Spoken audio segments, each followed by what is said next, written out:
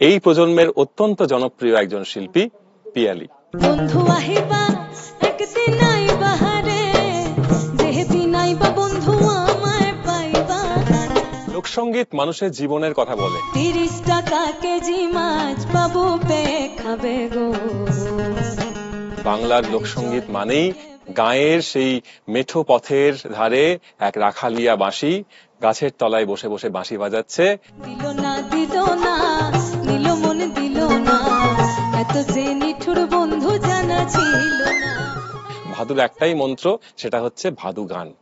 ভাদুকে বাঁশি বাজালে যমুনা বাধা ঘাটে, ভাদুকে বাঁশি বাজালে যমুনা বাধা ঘাটে।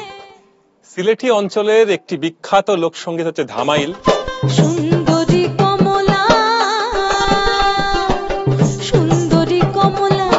পরনে সাহারি রইতে।